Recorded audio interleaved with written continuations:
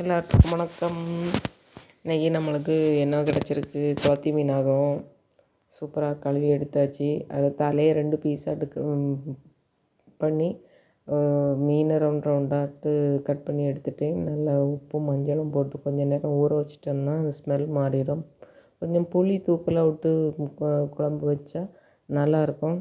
அதுவும் வறுத்து அரைக்கணும், அப்போ தான் சுவையாக இருக்கும். அப்புறமா இது சைனீஸ் ஊறுகாகும். மிளகா, இஞ்சி, வெள்ளைப்பூடு 3 நல்ல முட்டை நம்ம அடிக்கக்கூடிய அந்த மிஷினில் போட்டு மிளகாயும் இஞ்சியும் வெள்ளைப்பூடும் பொடிசாக நல்ல பேஸ்டாட்டு அடித்து எடுத்துகிட்டு வந்துடுது.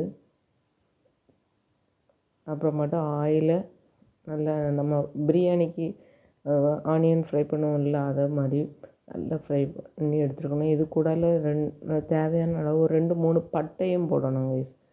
ஆனியன் போடும்போது ஆயில் நல்லா கொதிக்க வந்தோடனே அந்த ஆனியன் போடக்கூடாது, அந்த ஆயிலை மட்டும்தான் இதில் விடணும். ஊறுகாய்க்கு சைனீஸ் சில்லி ஊறுகாய் தயார். அப்படியே சூடாக இருக்கும்போதே தேவையான அளவு உப்பும் சோயா சாஸும் விட்டு விட்டு 1 மாதம் வரைக்கும் அதை அப்படியே நம்ம ஆற வச்சு ஒரு பரணியில் போட்டு வச்சிடணும் கைஸ்.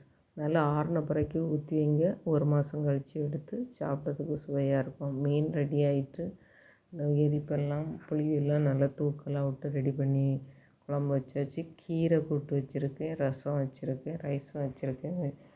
சாப்பிட வேண்டியதான். நீங்கள் என்ன சாப்பிட்டீங்க ஃப்ரெண்ட்ஸ்? கமெண்டில் சொல்லுங்கள். சப்ஸ்கிரைப் பண்ணுங்கள். அக்காளுக்கு சப்போர்ட் பண்ணுங்கள். கமெண்டில் சொல்லுங்கள், சப்ஸ்கிரைப் பண்ணுங்கள்.